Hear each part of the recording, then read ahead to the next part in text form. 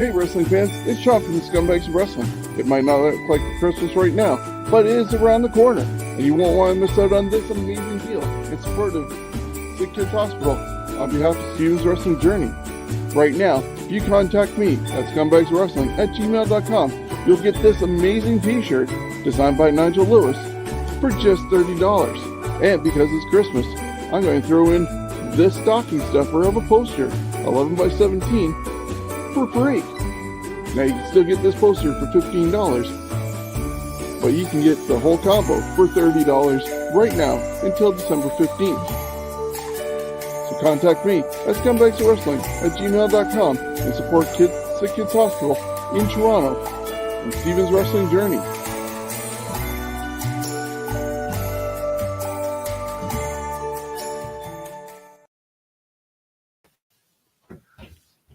Good evening, wrestling fans. It is Thursday night. It is time for another edition of the Scumbags Wrestling Podcast. I thank you for joining us live, whether you're watching on Facebook, YouTube, or on Twitch. I almost said Twitter, but on Twitch. And if you're listening to us later on Spotify, Stitcher, iHeartRadio, or anywhere else you get your podcasts from, thank you. Please like and subscribe to us. More viewers pumps up our numbers. Hopefully we'll get some sponsors other than just ourselves doing our own promos and giveaways. But yeah, you guys can help build the community by liking and sharing with your friends. Now, tonight it's just myself along with Jonesy in Niagara Falls. I'm going to bring him in a moment. I'm going to run down some news that's been happening this past week. We're going to look back at AEW's pay-per-view the other day, Full Gear, and look forward to the next pay-per-view from WWE being Survivor Series, and we'll wrap things up with Jonesy and the This Week in History that we always do, and a trip down memory lane. But I'm going to first bring in Jonesy from Niagara Falls. He's settling into his chair. And how are you, Jonesy? I'm good. I just had to run and move the router because I was starting to fade out, but I'm good now. That's a good thing. You know, we want to keep you in here as long as we can. So, yeah, this week, just going to look at some of the wrestling news. And if you have any thing you want to add to some of the details that are coming up or your opinion, feel free to jump in and supply. Sure will. WWE employees still want to go to work actually at the building in Stamford, Connecticut, at the WWE headquarters, Titan Towers. And currently only Dana Bryan and Edge are working from home, and in Dana Bryan's case at the Thunderdome, but they're part of the writing team. But the rest of the team wants to actually go into work as opposed to being allowed to stay at home, which I guess they did have a sort of town hall meeting with all the staff and said, hey, if you want, you can stay home. But they're wanting to still pressure on and push on and go to work. Jake Roberts was recently hospitalized with issues with COPD.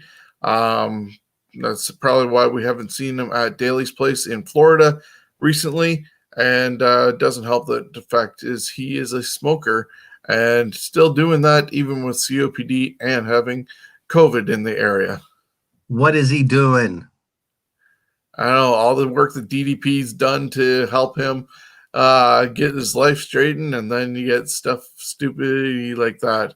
I'm just glad I got to meet him here in London a couple of years ago and got his DVD signed. So it always amazes me every morning I wake up and, you know, there's not a announcement that unfortunately Jake or somebody like even Scott Hall have passed away. It's always somebody else that gets announced. If they're going to do it, I say do it in the ring. Well, that's probably what will end up happening with those two, the way things go. WWE's in talk with both Nikki and Brie Bella to bring them back. They just recently both gave birth to children, and there's a possibility that they want to come back. They want to hold the tag team titles, but that's up in the air as well because Nikki Bella ended up retiring due to neck injuries, and I guess there was some issues, palpitations, or polyps on her brain or something that was recently found. But I guess never say never, and the Bella Twins could find their way back into a WWE ring and challenging for the women's tag team titles. And you know what? They should bring their kids down to the ring, and they can have special little seats that they put them in, right? And they watch the matches. And then, of course, eventually one of the kids will suffer a drop kick to the face or something. And then, holy shit. It could be one that you can involve multi-wrestlers in, because then whoever did it, Brian Danielson would come down and give him shit. And then that person's husband would, and it would be a great storyline. Yeah, but the one that Nikki's hooked up with is just a ballroom dancer. So I don't know about how much he's going to be useful. Bring back Fandango. There we go. Well, he is over on NXT, so he's doing his thing. WWE announced that they are bringing back Tribute to the Troops December 6th. It will be airing on Fox. Last year, I guess they did do a Tribute to the Troops show, but it didn't end up making it on air. I'm not sure if they had cameras there or not, but for whatever reason, for first year in decades, that it did not air. I know that was originally started by JBL after 9/11 and going to try and do like the Bob Hope sort of tour that he used to do and just lift the morale of troops. But they actually went into Saudi Arabia at that time and Afghanistan and the original ones. But yeah, it's going to happen on December 6th. But here's an odd one. It's only going to be about an hour, and it's going to fit around the football games, depending on where your region is when you're going to get it. So you might have a 1 o'clock football game. It'll happen after that. If you have a 4 o'clock football game, it'll happen at 3 p.m. So Fox and WWE juggling football and wrestling all on the same Sunday.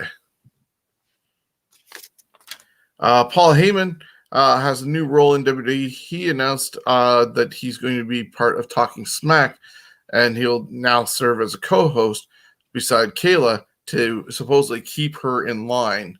I guess storyline-wise as well, she's been saying negative things about Roman Reigns and everything that he's doing and the family. So that's why Paul is going to be keeping her in line and being the co-host of Talking Smack.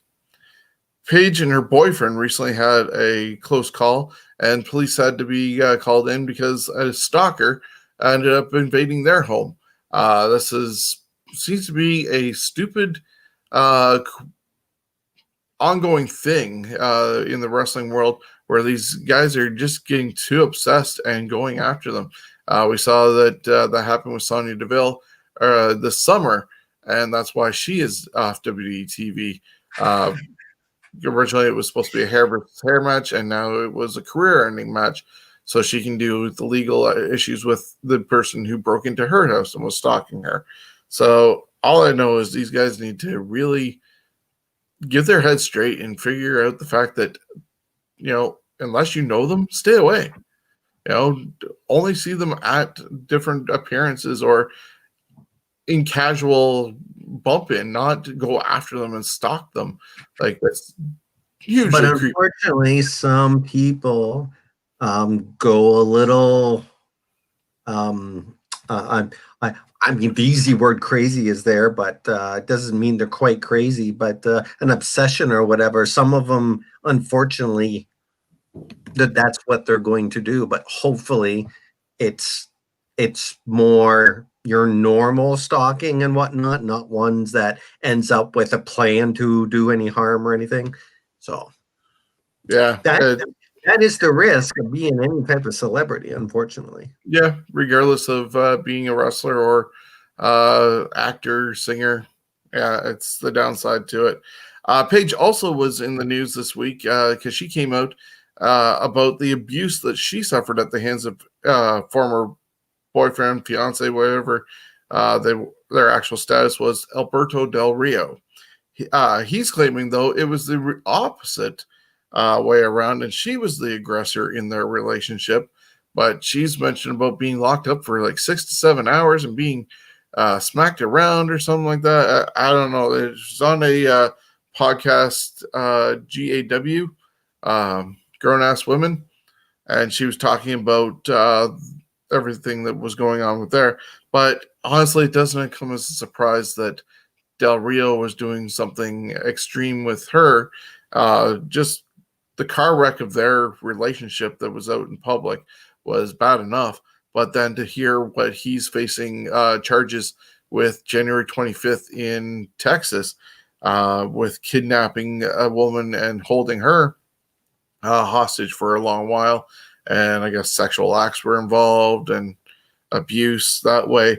And so if he's found guilty, he could serve life imprisonment in Texas. And so we'll have to wait and see what happens January 25th with him. And hopefully it's not like some of the other legal issues that happen where he just keeps on getting put off month after month. And this guy keeps on roaming free. Tony Chimmel was released this week as another round of WWE cuts. But in this case, like, he's been around for 31 years. I believe he got there in 89 and was doing ring crew. Eventually was the voice of SmackDown, replaced by Justin Roberts, but was doing other things backstage.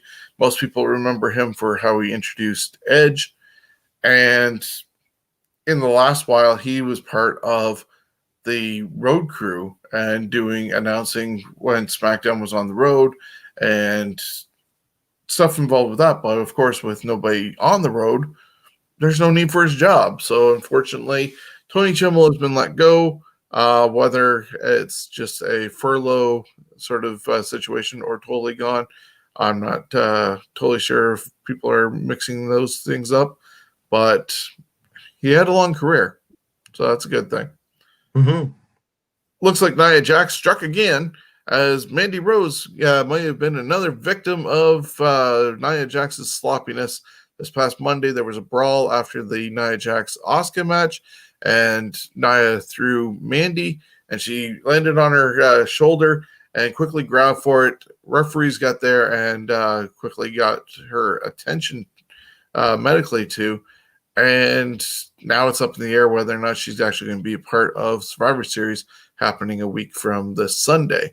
They're supposed to be on the same team. And this is the problem when you have somebody as reckless as Nia Jax seems to be, whether it's her doing it or people not taking the fall properly, could be either way.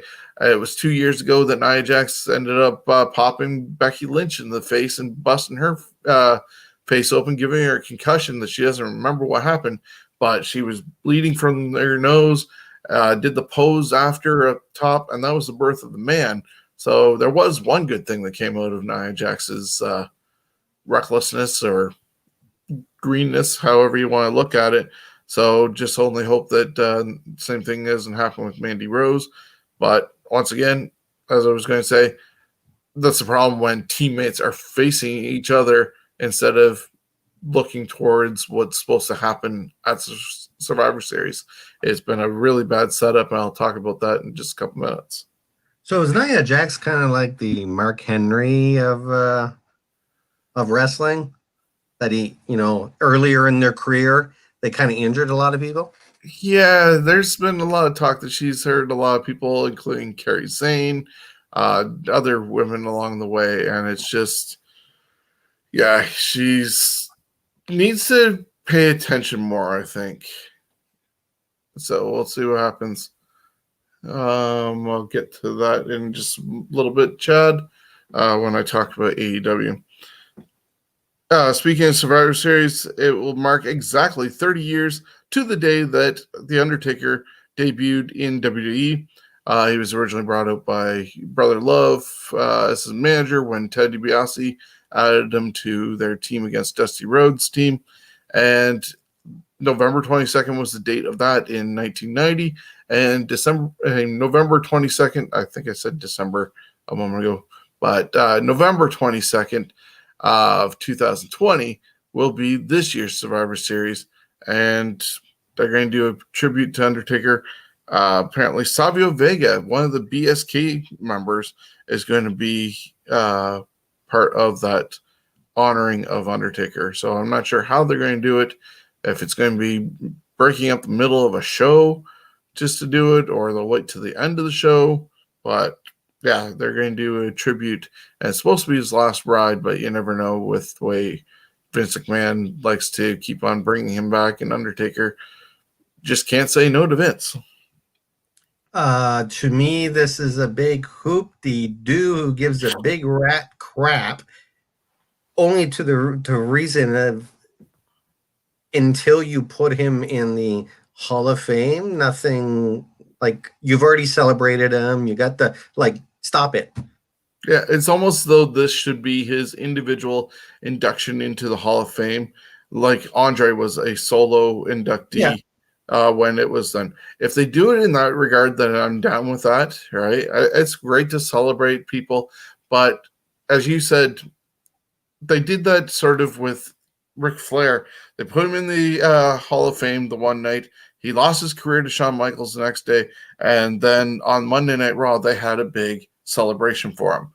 And this seems to be almost backwards for Undertaker. They're doing a celebration where he only did a retirement note or sort of talk at the end of his documentary going, I'm done. That wasn't an official ending. His match with AJ wasn't him actually saying, I'm retired, this is the last thing. It took a documentary for that to happen. Now they're celebrating him and not putting him in the Hall of Fame. So hopefully it's all the same thing, basically, in a solo induction, because at the same time they missed doing Hall of Fame this year because and they're missing one thing too here, that you think that the gobbledygooker will be there because it's also the 30th anniversary of him. That would be interesting. They both 30th anniversary. He thought he was going to be popping out of the egg originally, until they showed him the drawings of the Undertaker get up and their direction for him. But up until that time, he thought he was coming out of that egg as the gobbledygooker. Chad, that is a good question. Will he ever retire? He might be one of those guys who last breathes in the ring. I would like to see him either every year he's going to be at Survivor Series or in the Rumble. I think those are the matches, the Survivor Series style matches or the Rumble matches. That's where you bring in fact, Royal Rumble. Why? You know what? They should have an old person Royal Rumble there. If you're over the age of 40 or something, there you go. And then you get a shot at the belt. There we go. Woo! Undertaker is also going to be appearing on Steve Austin's Broken Skull Sessions on November 22nd, but I'm not sure if it's going to be a new edition of the Broken Skull Sessions or if it's just going to be a replay of the one that they did recently. So because the commercial even showed almost it being the one that they did beforehand, it didn't look like a new episode.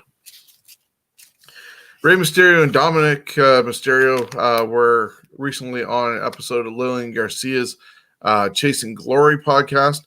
Rey spoke about retiring in about 5 years. He said that he's currently 45 and feels he could physically be at his best right now. And he thanks that all to stem cell therapy, CBD, and hyperbolic and cryo chambers. Plus, he feels that he has some longevity left to his career, and Rey envisions finishing his career in the WWE. So anybody who is hoping Rey is going to ever go to the AEW, don't hold your breath. He just signed a 3-year deal.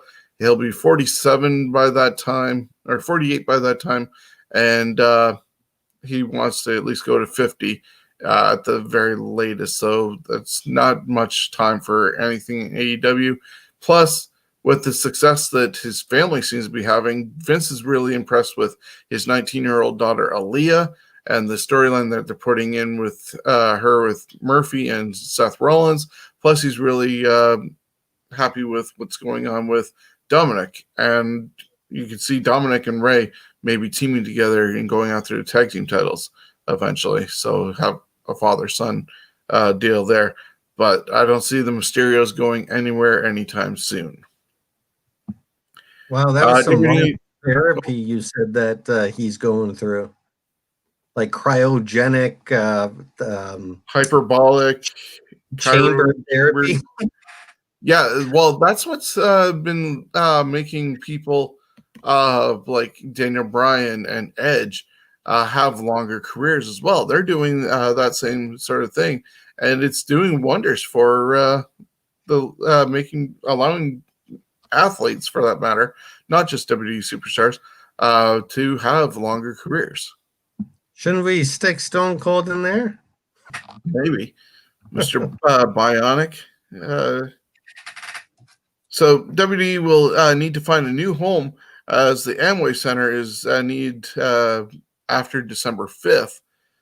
There's talk that WWE moving to Tropicana Field in St. Petersburg, Florida, but they're also looking in, I think, somewhere in Texas or Illinois as other states they could bring the Thunderdome to instead. But Tropicana Field is a baseball field that could be big enough to hold the Thunderdome, along with their screens and maybe even pockets of fans like Daly's Place does in Jacksonville with what AEW is doing. And are they still doing that? Because the last episode of Dark, there was nobody there. That might have been maybe before they brought in people, but last night they had pockets of people up in the stands, but they're up in the upper level. They're not down below. Down below on the floor is for the talent to do their thing. Oh yeah, you can still see them though. They'll get a few pictures of them, but this week it was like dark as shit up there. So I assume maybe they didn't have them. But anyways, yeah, you never know. So yeah. I know Vince McMahon is looking also to get people live for the Royal Rumble at the very latest, and at least make the Rumble special. No Way Jose could be on his way back. There's talk about bringing back some of the guys who were let go in April, and No Way Jose seems to be one of the guys who has not been picked up by anybody.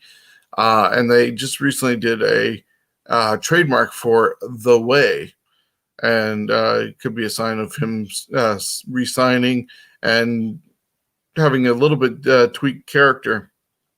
If it's true, not sure where he'd go. Probably NXT, because he had most success there, as opposed to when he got brought up to Raw, which he just did the Adam Rose conga line thing, and it's kind of bad just recycling somebody else's gimmick to do that. On Tuesday, AEW announced AEW Games, and they're having a deal with Ukes, who are the same people who did WWF No Mercy, did the SmackDown series, the Raw versus SmackDown series of video games. And this will include a console game that they're going to have. And they're also going to have 2 mobile games, one being AEW Casino, Double or Nothing, and AEW All Elite GM. So a couple games coming very soon out of AEW. AEW Dark had the sons of Devon Dudley on it, Terrence and Terrell Hughes. They're known as TNT and had their debut match this past week. They lost to Chaos Project and previously appeared years ago on Impact when Devon was working there. You said before we went on the air that you saw Dark. What were your impressions this week? I really enjoyed the last 2 episodes of Dark. I thought the wrestling was pretty good. Even I think the newest episode, the referee actually called something that made sense. That really that the first match, which I believe was the one with Devon's boys there, it was a good match. They were okay. They didn't like impress me, but they looked like they belong there. The team they were going against, I thought was really good. I thought it was a great match. But yeah, I recommend watching Dark.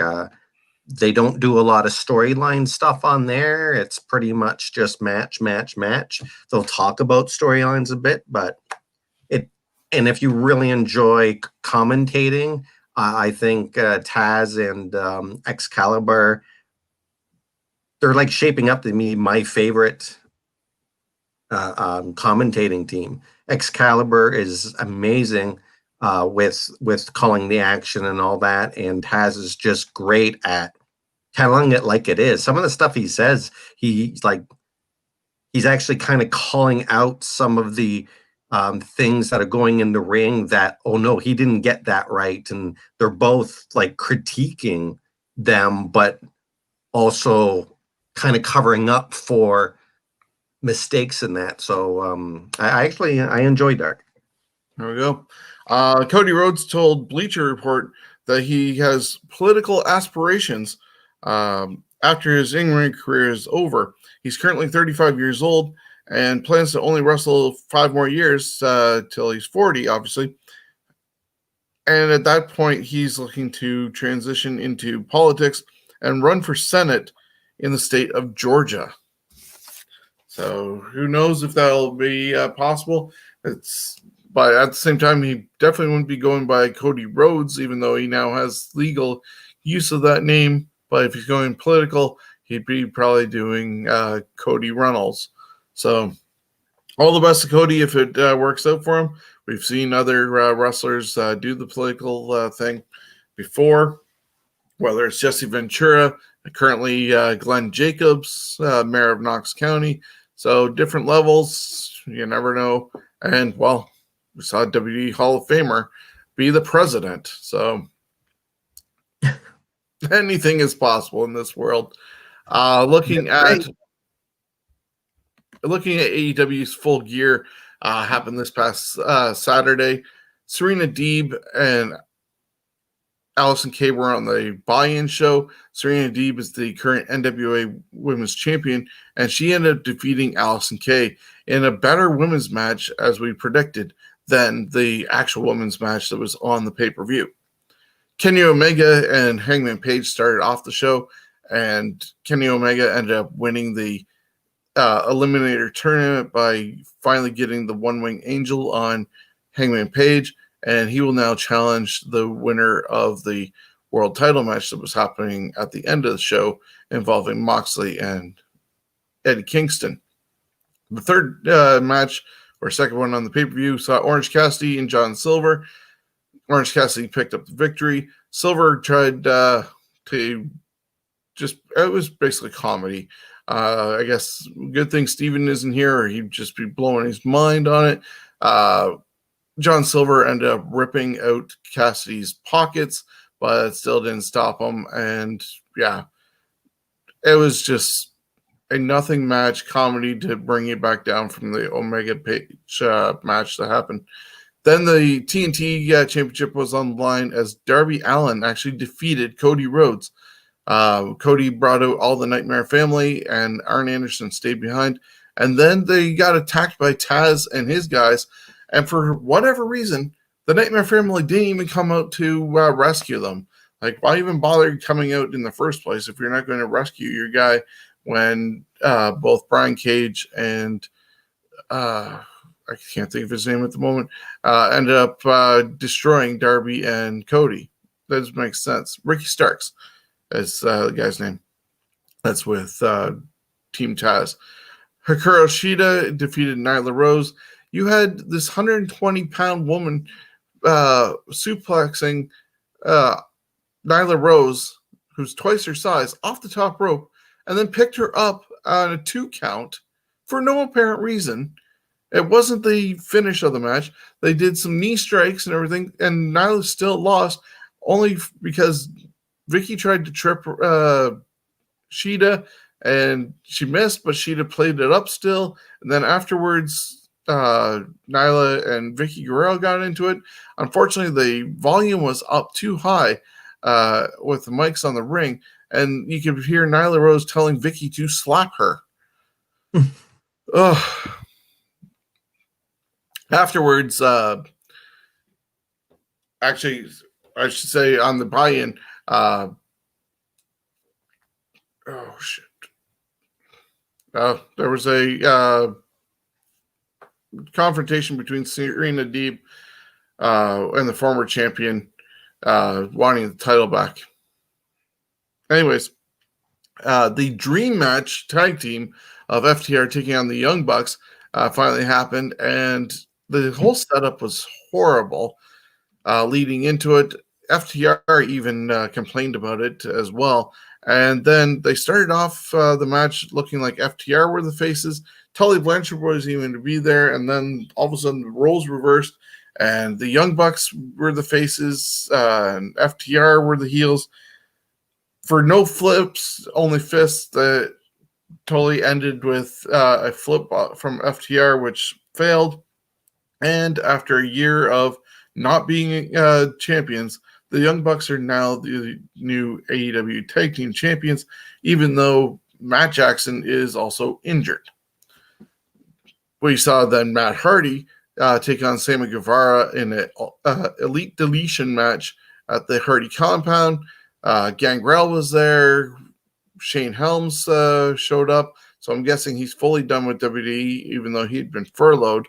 I was surprised to see him there. They picked up the storyline from when WWE did a deletion type situation and Helms disappeared. And so they were doing continuous story there. But in the end, Matt Hardy picked up the victory over Sammy Guevara.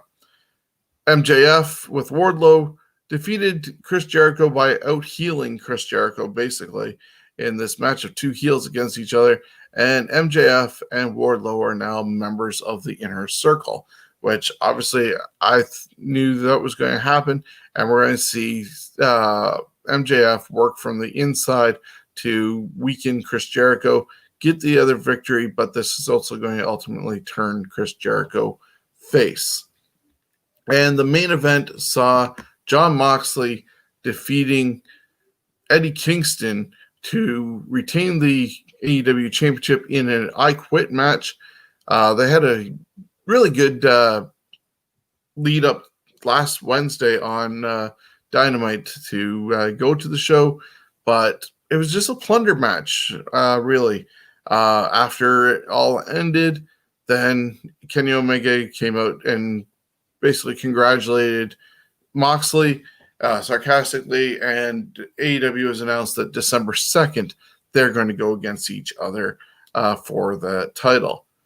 And then not a lot of other things happened last night of really interest. They inducted MJF and Wardlow into the Inner Circle. MJF sent Guevara on a wild goose chase to the beach with emails, so he wasn't there for the induction and came back and was angry. But they're all going to Vegas next week, thanks to MJF buying them tickets to Vegas. So that's going to be their Vegas. That's going to be their adventure with the Inner Circle and MJF next week on AEW. Hope they do another big song and dance number. Yeah, Vegas. probably another one. Maybe Jake Hager will have feathers like a showgirl. One can only dream. Yeah. But, yeah, and then next week there's also going to be Cody and Darby against Ricky Starks and Brian Cage and a bunch of other matches. Pac ended up returning. The main event saw the Lucha Brothers go against each other, ripping each other's masks almost fully off, and you could almost see their faces. And so they were trying to still do the match and keep their mask on. Eddie Kingston got in afterwards after Penta picked up the victory, and that's when Pac showed back up. Not surprised by this because Pac was with the Lucha Brothers before he had to stay in England. It's just predictable, and Pac is going to go against the Blade next week as well. Over on NXT, they had a shock of basically a jobber beating Johnny Gargano for the North American title in Johnny's first title defense. He is actually worse than Sasha Banks in not being able to hold the title because they always lose on both of them do on their first title defense. Sasha broke that curse this past week when she defeated Bayley to retain, but no such luck for Gargano. And next week, Rhea Ripley is going to go after Io Shirai for the women's title, and Finn Balor is supposed to be back. Over with Raw and SmackDown, they're leading to Survivor Series, and currently the men's team for Raw consists of AJ Styles, Keith Lee, Sheamus, Braun Strowman, and Riddle just got added this past Monday, and they all got stupid nicknames. SmackDown side has Kevin Owens, Jey Uso, King Corbin, Seth Rollins, and a fifth spot yet to be determined, probably tomorrow night on SmackDown. Team Raw for the women have Nia Jax, Shayna Baszler, Mandy Rose, which is in question now, Dana Brooke, and Lana. And she went through now her 8th table thanks to Nia Jax. Team SmackDown just has Ruby Riott and Bianca Belair with members to be determined, hopefully filling out this week. Bobby Lashley is going to go against the U.S. champion. Bobby Lashley is going to go against the Intercontinental champion, Sami Zayn. The New Day, if they retain their titles next week on Raw, are going to go against the Street Profits, who are the SmackDown Tag Team Champions.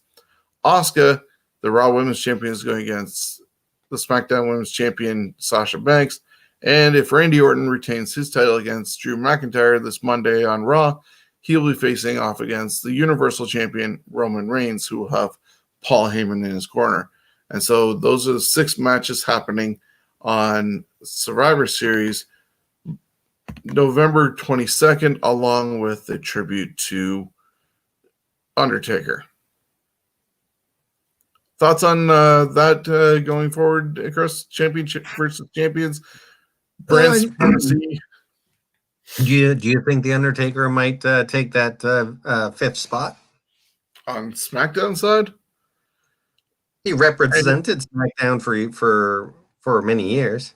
Yeah, anything's possible. Didn't think of that one. So I think I would say the longer it, like, if that match is the later it goes into the night, I would think they would do that almost as the last match or the second last match. Yeah. Could be the last match because at the same time there's no one to happen. I don't think it would be him that would fill that spot. But yeah, there's absolutely no heat between any of these matches for brand supremacy. It's a train wreck this year, unfortunately. It just seems really odd. And so that's what's going on in the world of the pros. I'm going to just put up a commercial here for a moment to get my thoughts back and also a drink. And we'll talk about the Canadian Pro Wrestling Hall of Fame happening with voting this month.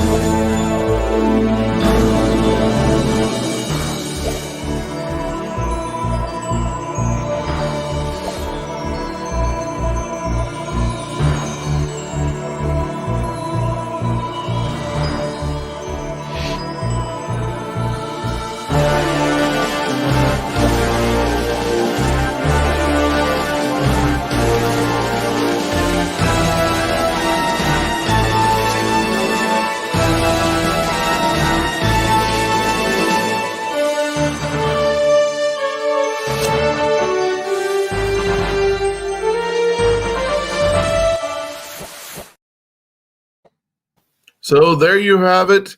The 2 videos for the 8 categories of the Canadian Wrestling Pro Wrestling Hall of Fame presented by CWN.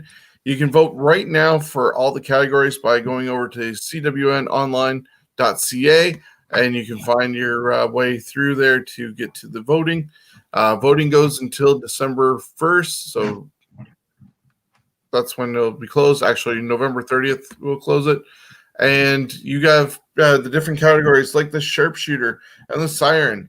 They're representing a lot of the indie wrestlers that hopefully will have a impact in the main scene down the road. There's the honor award representing people like managers, promoters, referees, trainers who had an impact on the business that are Canadian. MMA, we like to make sure they're represented. There's a lot of Canadian content there. CWN is dedicated to looking at all aspects of professional wrestling and mixed martial arts. And so there is a category there. Then there's also the legend, people who were impactful of the business before 1980. The male category, people who were involved with wrestling after 1980. Same with the female category. And then there's the tag teams. So all 3 divisions will be represented, male, women, and tag teams, along with legends, sharpshooters, sirens, honor, and MMA. And a 9th award, which we will give more details on the day of the presentation, which will be January 18th. It is the 12th anniversary of CWN. I was part of the building of it with Chris Maloney and Ed Simon when it was first thought of and getting people involved. And this is a way of giving back to the wrestling world and honoring those who have paved the way for the next generation. Jonesy, quickly, your thoughts on the Hall of Fame. Have you had a chance to vote yet? No, I'm still contemplating. But you know what? I think Bertha Faye is going to have that wrapped up. I think she's something else because she had a career before Bertha Faye, of course. That was quite phenomenal. So I implore people to give her a chance. I know they might laugh and see her, but yeah, she's a good lady. Chris Maloney is chiming in, and apparently GSP is leading with a 79.2% in the voting for the MMA.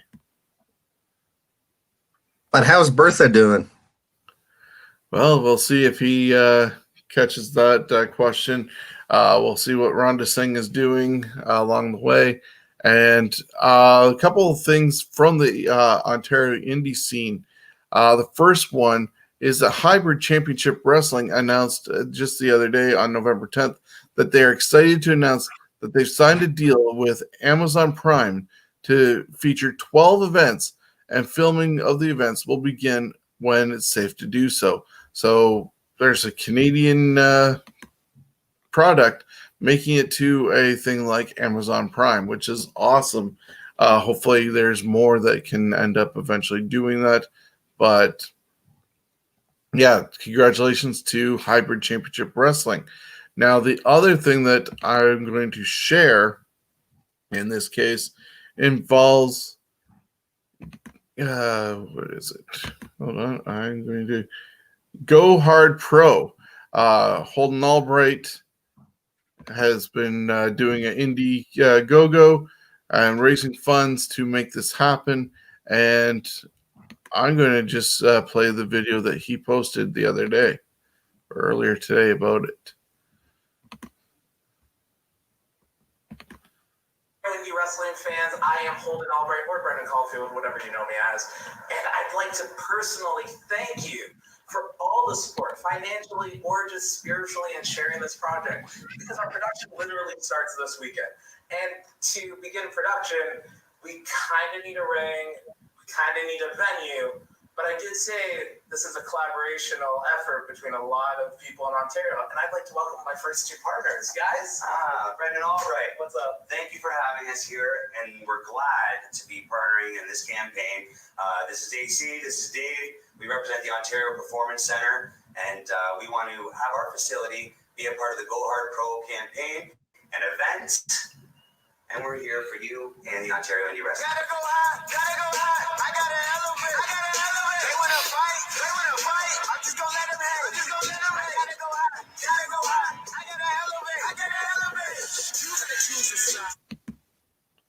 So there you go. GoPro Hard is going to be coming with a Go Hard Pro.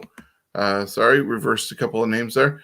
They're going to be doing a show on Christmas Eve, thanks to the people who ended up donating on their Indiegogo.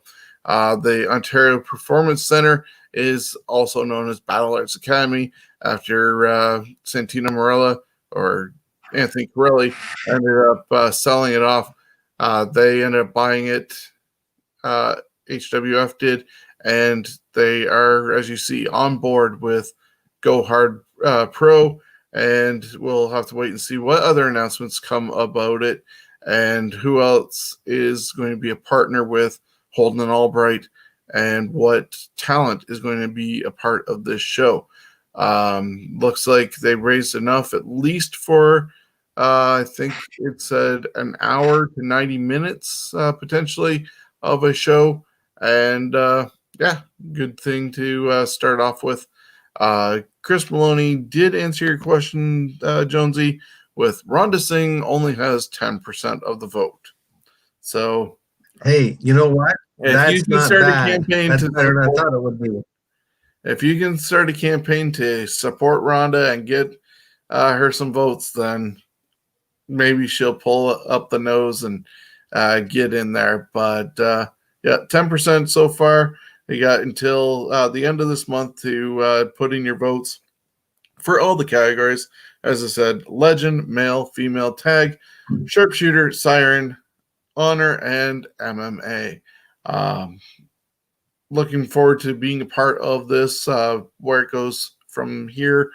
As I said, January 18th will be the actual broadcast, doing an honoring of these wonderful talents. And hopefully we have many years of this to go with other inductees over the years being brought in. And maybe Rhonda will make it eventually.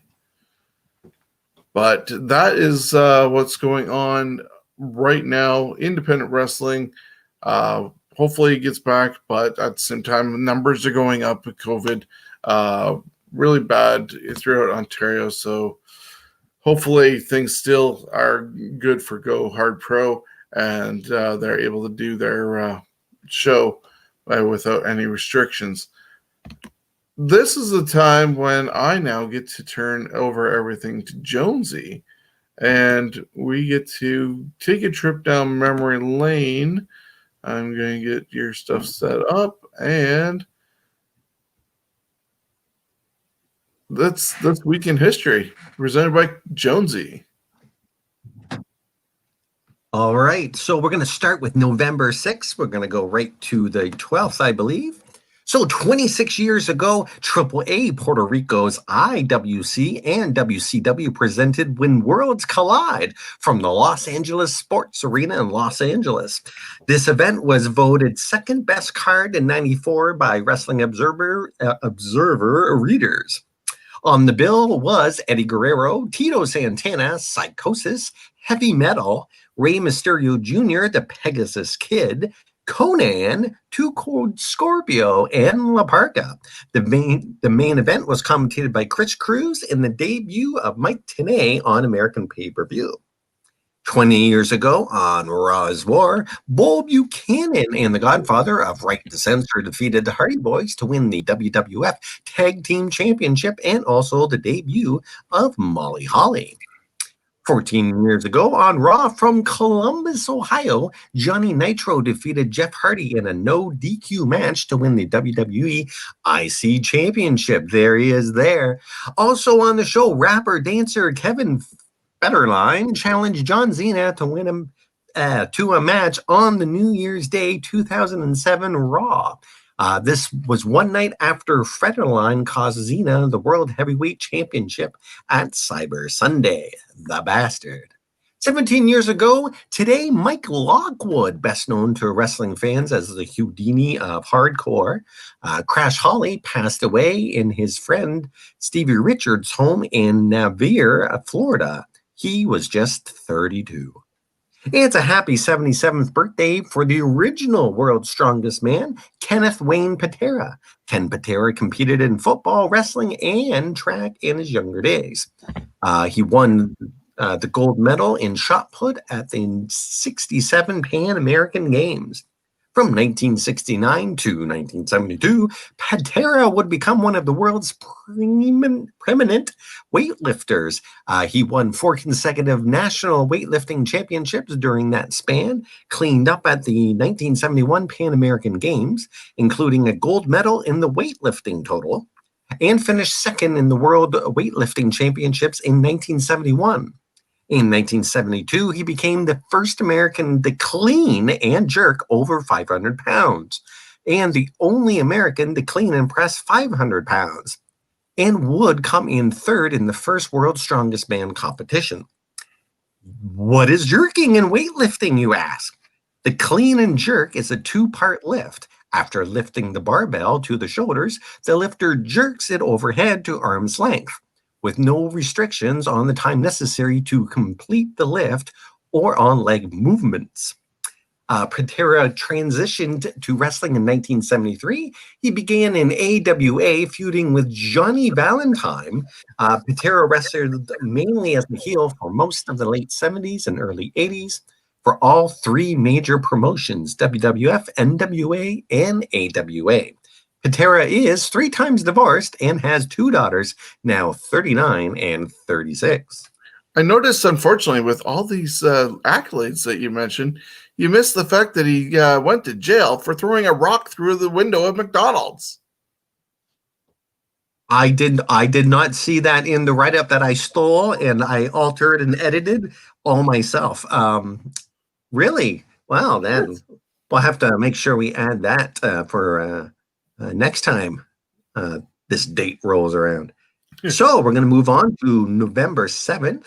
37 years ago in Amagasi, Japan, Harley Race defeated Giant Baba to regain the NWA World Heavyweight Championship he'd lost a week earlier to Baba in Nagoya. 35 years ago today, WWF presented the Wrestling Classic. This was the first WWF show available through pay-per-view only. And this is actually one of the very first wrestling VHSs that I rented from, I can't remember the place right now, but it's London and National Video, that's it, on Highbury. Anyways, the show feature was a 16 elimination tournament, which saw JYD defeat Randy Savage in the finals. 26 years ago today on Raw, an emotional Vince McMahon on commentary announced that Macho Man Randy Savage had left the WWF to wrestle for those rebel scum in WCW. 5 years ago, New Japan Pro Wrestling presented Power Struggle from a gymnasium in Osaka, Japan. On the card saw Jushin Thunder Liger, David Finlay, Jay White, Kenny Omega, Matt and Nick Jackson, AJ Styles, Matt Sydal, Ricochet, Tomohiro Ishii, Katsuya Shibata, Kazuchika Okada. Oh man, that's just fun. And Shinsuke Nakamura. Yeah, it would have been a happy 63rd birthday to Christopher Allen Pallies, best known to wrestling fans as King Kong Bundy. And yes, the TV show Bundy's Last Name was named from King Kong Bundy. Now moving to November 8th. 45 years ago, Nick Bockwinkel defeated Vern Gagne to win the AWA World Heavyweight Championship. This would mark the end of a 2,625-day reign. 45 years ago, Tony Garea and Rick Martel defeated the Wild Samoans, Afa and Sika, to win the WWF Tag Team Championship. After the match, Afa and Sika both ate raw fish. 21 years ago today on Nitro, Scott Hall outdrank and defeated Bret Hart, Sid Vicious, and Goldberg in a ladder match to win the WCW US belt. 15 years ago today at a SmackDown taping, Eddie Guerrero defeated Ken Kennedy. Mr. Kennedy? That's probably Mr. Kennedy. Anyways, via DQ. Ken Kennedy. That's awesome. This would be Guerrero's last televised match. FYI, 4 years later, Kennedy would be the last opponent for Umaga. And from now on, when I say Kennedy, Kennedy. thank you. And 12 years ago today, tickets went on sale for WrestleMania 25, which sold 4.8 million in ticket sales in one day. More tickets did come available on its way to a 6.9 million at the gate. It's a happy 33rd birthday to the Rainmaker, Kazuchika Okada. I'm really bad at butchering his name. I've never heard his first name actually, how it's supposed to be pronounced. I'm going to have to, Kazuchika Okada. I know Okada, that's easy. It's the first part. That's Howie. Anyways, that guy, he was trained by Ultimo Dragon, made his debut at age 16 in Mexico. Until 2007, he mostly wrestled in the US and Canada. In 2007, Okada returned to Japan and trained at the New Japan Dojo. In 2008, after an 8-month injury, he would become a breakout star for New Japan. But in 2010, he would be sent to TNA and released in 2011. In January of 2012, he would become the Rainmaker and win the IWGP Heavyweight belt and would go on to win many tournaments and more belts. In 2016, Okada was ranked the number 2 singles wrestler in the world by Pro Wrestling Illustrated in their annual PWI 500. Shall we move on to November 9th? We shall. 64 years ago. Sorry? Carry on. I'll add in something for November 9th. Oh, absolutely. 64 years ago, Lou Thesz defeated Whipper Bill Watson to win the NWA World Heavyweight Championship. 45 years ago, Terry Funk defeated Paul Jones to win the NWA United States Heavyweight Championship. The championship was vacated following an October 4th Flair plane crash that injured then United States champion Johnny Valentine. 21 years ago, at a SmackDown taping, Arnold Schwarzenegger guest starred to promote his new movie, End of Days, and was involved in the main event, interfering in and punching Triple H. It's so funny how Arnold Schwarzenegger looks so small compared to Triple H. That was so cute. 11 years ago, Gabe Spalewski, Davey Richards, and Sal Hamio announced the launch of Evolve Wrestling. And it's a happy 61st birthday to Joseph Nicholas Patrick Hamilton Jr., but he is best known to wrestling fans as Nick Patrick. Born in Lakeland, Florida, Hamilton is the son of wrestling legend Jody Hamilton, a.k.a. the Assassin. Hamilton was injured early in his wrestling career, so he switched to refereeing. He took on the name Nick Patrick, his 2 middle names, so he could make a name for himself without his father's help. Nick began refereeing from Georgia Championship Wrestling in 1980, moved on to the JCP, and remained there for its transition to WCW. He was a member of the NWO and remained with WCW till its end as the head official. WWE picked up Patrick along with Charles Robinson and Billy Silverman. Patrick would become the senior referee on SmackDown from 2002 till February 2007 when he left for Florida Championship Wrestling. He would return to WWE for a bit, but left again due to a chronic back injury. Patrick would work for Rampage Pro Wrestling as their director, replacing his father, Jody Hamilton. The pair would book the shows together until the company gave both of them their walking papers. Bastards. All right, you want to add something to November 9th? Yeah, as I'm going through your list, I noticed that you missed that 23 years ago in the lovely Bell Center in Montreal, the infamous Montreal Screwjob happened. And I did miss that. Occurred that way. You had Mankind against Kane and all the other events, but it culminated with the Screwjob And whether or not you believe that it was a work or legit, it still happened 23 years ago on November 9th, and it will always be debated whether or not it was real or not. Here's my take on that. I think that perhaps that if it wasn't planned and all this other stuff, that perhaps Bret Hart, they're performers, so he did have his, spaz out, but it was perfect. He did the WCW in the air. So if it wasn't for that, whatever you want to call it, quick thinking, or just it worked so well. I thought, and it's one of the of course best storylines I think of all time that's happened as far as blending reality with wrestling. I know myself, I always contend that it was a work, because if you read if you read Bret Hart's book, he does mention the fact that he always loved to work the boys in the back with different things that he would end up doing. And, in reality, that Wrestling with Shadows documentary, what would it have been without the screw job? And WWE said that WCW would not know what to do with a Bret Hart if they ever got him. Did Vince McMahon need to let him go? I believe he did, because of financial reasons. But he did his best to get Bret a good deal and save him as opposed to everybody else because of the respect that they have. And this whole storyline, the less amount of people who know, the better off it is. And he was handed over to WCW on a silver platter with a built-in storyline, and it was not used by WCW, proving WWE right that they wouldn't know what to do with a Bret Hart if they got him. And they even had a storyline given to them to launch his career, and still found a way to mess it all up. And, but unfortunately, the NWO was still holding the whole fort down. So, yeah.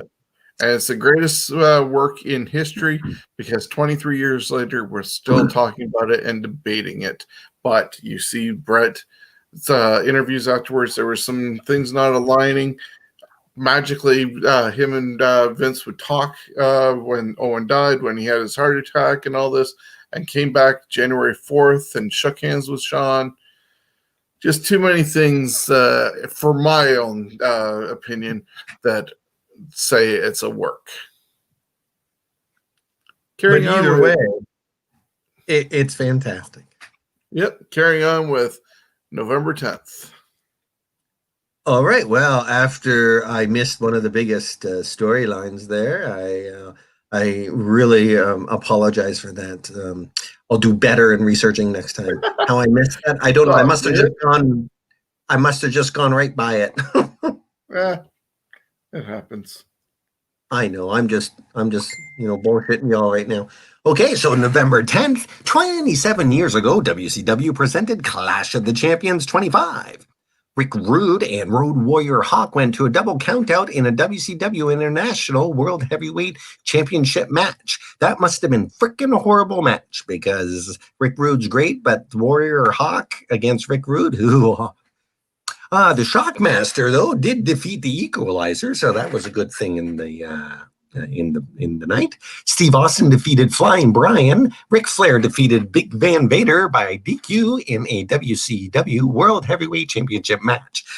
And there goes my voice. 23 years ago today on Nitro from Memphis, Eddie Guerrero defeated Rey Mysterio Jr. to win the WCW Cruiserweight Championship. 11 years ago today, James Gibson announces his retirement from wrestling after a 14-year career, a.k.a. Jamie Noble. Severely fucked his back in a match with Sheamus, combined with multiple nagging injuries over his career, led to his decision to retire.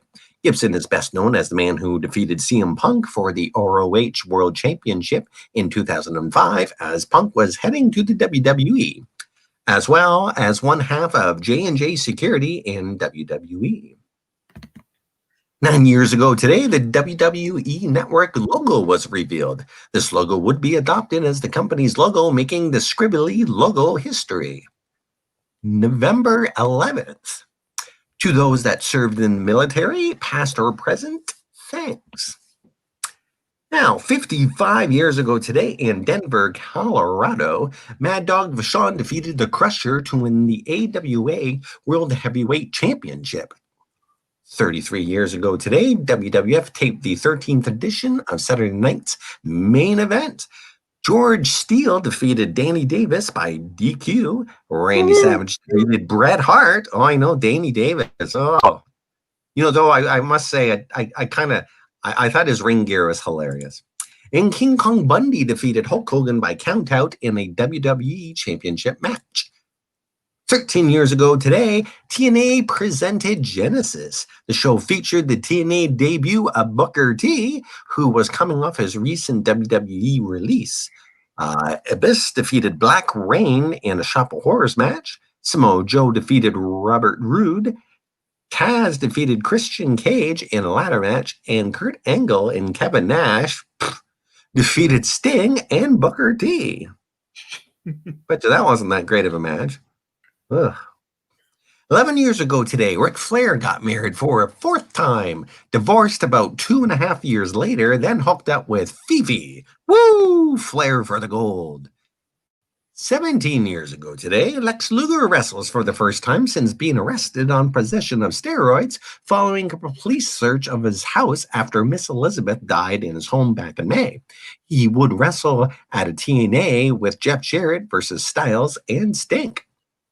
Today would have been the 41st birthday of Tough Enough third winner Matthew Lee Caputelli, or simply Matt Capato. I won't just call him Matt. Was involved in one of the more controversial moments that season when he was on the business end of a stiff beating at the hands of Bob Hardcore Holly during a practice bout. And it's a happy 65th birthday for television personality, comedian, actress, and entrepreneur Rhonda Honey Shear, best known as the hostess of the 80s and 90s B-movie series USA Up All Night.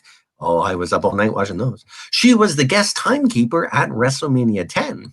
These days, she's a designer and entrepreneur selling her own line of intimate products, most notably the best-selling bra. And finally, it's a happy 83rd birthday for famed boxing referee, judge, and television personality, Mills B. Lane III. You'd remember him as the voice for MTV Celebrity Deathmatch, and as well as Judge Mills Lane. He had a Raw is War appearance in 98. In 2013, Lane was inducted into the International Boxing Hall of Fame. Sadly, Lane suffered a debilitating stroke in March 2002, which left him partially paralyzed and virtually unable to speak. And that is your wrestling history for this week. There you go. Thank you again for that trip down memory lane. A lot of different events throughout the years to look back on, some good, some bad, especially when you come to some of those lovely pay-per-views that happened over the years. Some are hit and miss, but yes, thank you. I skip a lot of TNA pay-per-views. I read them and I'm like, Understandable. The wrestling is fine in them. I think a lot of the wrestling is fine, but the storylines, who gives a shit? Yep. So that concludes another episode of the Scumbags Wrestling Podcast, episode number 128. Whether you're joining us tonight on Twitch, YouTube, or Facebook, we thank you. And if you're joining us later on our audio versions, Spotify, Stitcher, iHeartRadio, and anywhere else you get your podcasts from, once again, thank you. I'm going to end with the commercial again for the t-shirts and poster combo. Is Christmas season coming up. Support Steven's wrestling journey, Sick Kids Hospital, Carry Malformation. Contact me at scumbagswrestling@gmail.com. to find out how you can get them. I will even personally drop them off depending on how far away you are. And we're going to just make sure that research is funded and help out. And you get an awesome shirt featuring 22 stars of the independent wrestling scene, including the Pillars, the Smash Wrestling champion, Kevin Bennett, the tag team champions, Halal Beefcake, 2 Buffalo brothers as well in Blackwood and Garcia, who you recently saw on AEW. You got the King of the North, Carter Mason, Jody Threat, the Wild Child, Casey Spinelli, graduates of the Tyson Dukes Wrestling School, including Jim Strider, Violet Lee, Alec Realm, Jordan James, Kyle Boone, Shiloh. I know I'm missing a couple others on that list. I'm just going off the top of my head. So yeah, just support, get an awesome shirt, get a great poster, and you won't regret it. So until next week, have a great one. Hey wrestling fans, it's Shawn from the Scumbags of Wrestling. It might not look like Christmas right now, but it is around the corner, and you won't want to miss out on this amazing deal in support of Sick Kids Hospital on behalf of Steven's Wrestling Journey. Right now, if you contact me at scumbagswrestling@gmail.com, you'll get this amazing t-shirt designed by Nigel Lewis for just $30. And because it's Christmas, I'm going to throw in this stocking stuffer of a poster, 11 by 17, for free.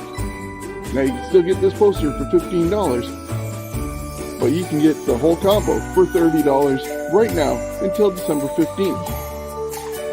So contact me at scumbagswrestling@gmail.com and support Sick Kids Hospital in Toronto and Steven's Wrestling Journey.